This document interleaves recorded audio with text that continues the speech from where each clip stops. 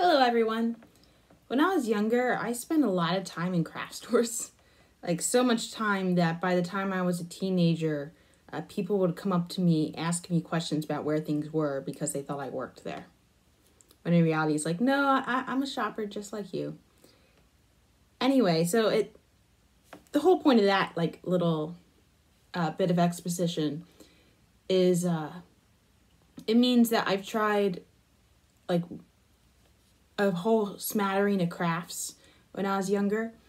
I did have the sections I liked to go to, but there were several sections that I liked to go to. And it meant that I did try some crafts that didn't ultimately catch on. So inside the yarn section, one of the crafts that's often by there are the Latch-hook kits. In case you don't know what Latch-hook is when you make the rugs. So you get like a canvas full of squares, and then you get a bunch of yarn. It's about 2 inches long. They usually pre-cut it for you, and they wrap it in these plastic barrels. It almost looks like a miniature bushel of hay, if you would imagine. Not the square bushels, but what you would imagine if you just got a barrel and just filled it through. Anyway, and then the canvas would be color coded, so you'd match the yarn to the canvas. I ended up completing 2 of those when I was younger, but it ultimately didn't hold my interest too much because I would get bored midway through. And also, once I made them, I didn't know what to do with them. Because the canvas was pretty rough, and I mean, when you're dealing with yarn, you want nice cuddly things. Anyway, this is a latch hook. Hey, my camera just cut out. Don't know what happened there. But as I was saying, this is what you use to pull the yarn through the canvas in order to actually attach the yarn to the thing. But it looks like a crochet hook, doesn't it? So that's what we're going to do today. It almost seems obvious, it should work, even though it's got this little dangly thing. I never quite figured out why this was there. I assume it's to help hold the yarn in. And it has a bit of a different hook. So you can see this is a crochet hook in general for comparison. It's a different type of hook, but overall it's the same thing. So that's what we're going to do today. So we're going to do some chains, and we're going to try to crochet. I could probably get nice and tight. Oh, that's going to be the difficult part, is making sure the little dangly thing doesn't get in the way. Like it is. It's preventing things from getting into the hook. All right. I could take the easy way out and just tape it down, but we're not going to take the easy way out here. We're actually going to put up with it. So that's 5, 6, 8, 6, 7. There we go. Oh, almost. It's splitting the yarn. It shouldn't be splitting the yarn. Okay. So anytime that I try a crochet project, we're going to do 3 rows. So we're going to do a row of single crochet, a row of half double crochet, and then a row of double crochet. Let's start with the row of single crochet. Oh wait, which means we don't wrap it around the hook yet. All right. That's the hard part to remember. Hey, let's not wrap around the hook. Okay. Keeps catching the wrong part of the yarn. Wow. Ooh.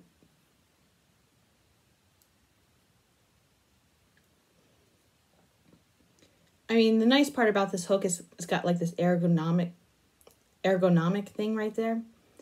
And which means it could stay nice inside my hand if I was holding it properly, but I seem to be holding it further up the hook, closer to the actual hook part.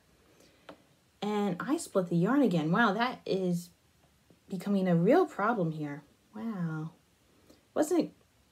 I suspect this hook is somewhat rusted, because I don't know how long I've had it, but I wouldn't be surprised if I had it ever since I was in the single digits.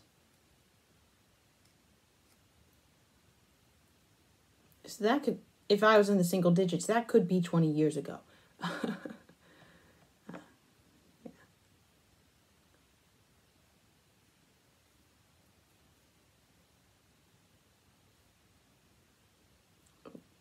There we go. You're getting the hang of this now. So how many are here? 1, 2, 3, 4, 5. That works. All right, so now we're going to do 2 chains.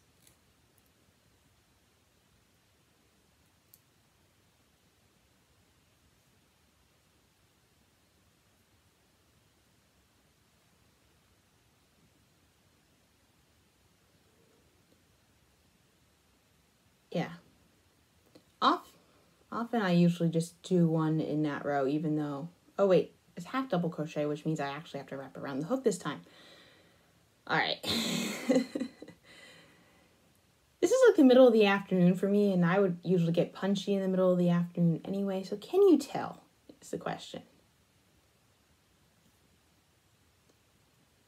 Oh, did that make it through? Okay. Yeah, that made it through. I'm having more trouble with this than I was expecting.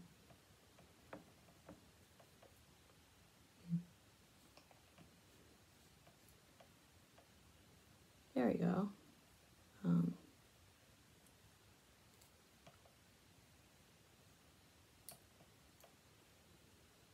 Now it's getting smoother. All right.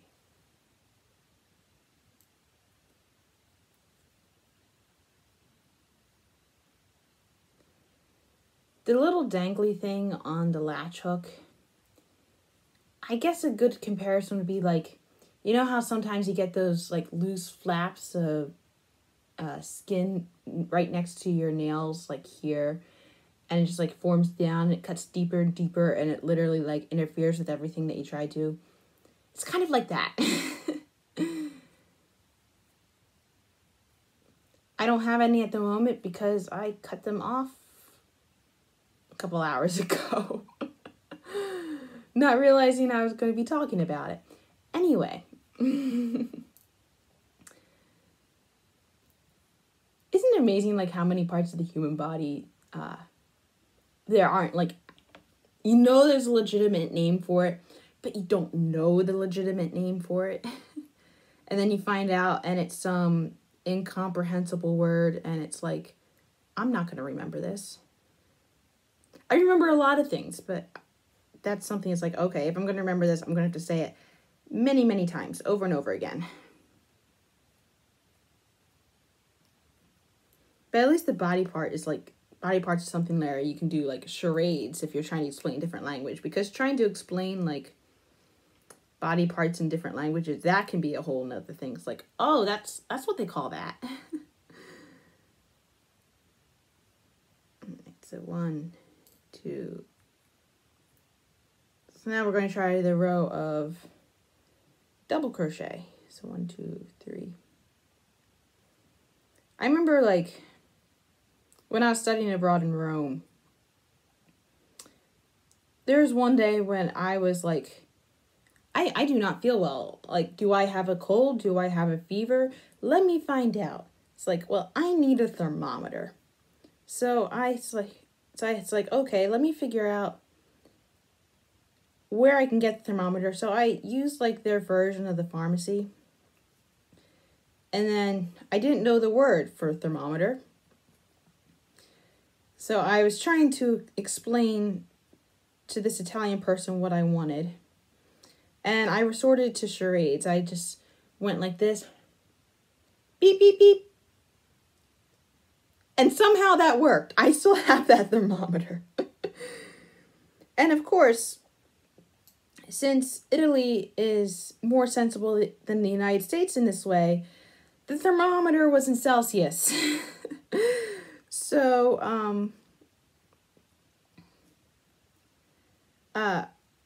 I ended up learning how, like, whenever I use my thermometer, I have to convert it from Celsius to Fahrenheit, because even though Celsius makes more sense, and the metric system as a whole makes more sense, mentally, my distances are characterized under the United States weird system.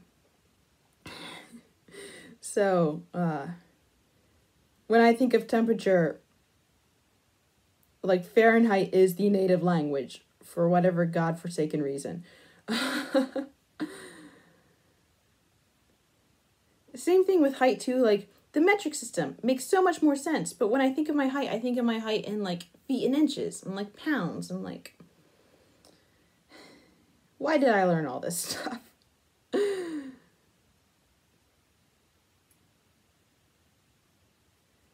Fortunately, the school was trying to teach like the metric system at the same time because that's what you use for science. I did not end up going into a scientific field, however. There we go. That was the last row. That's my crochet. So that first row is single crochet, then half double crochet, and then crochet. I mean, it worked. It was a lot more of a pain than I was expecting to be, though, because of this. Who knew that would get in the way so much? This is why we do these things, to answer questions I didn't even know I would want to know the answers to. Anyway, that was today's entertainment. Have a nice day.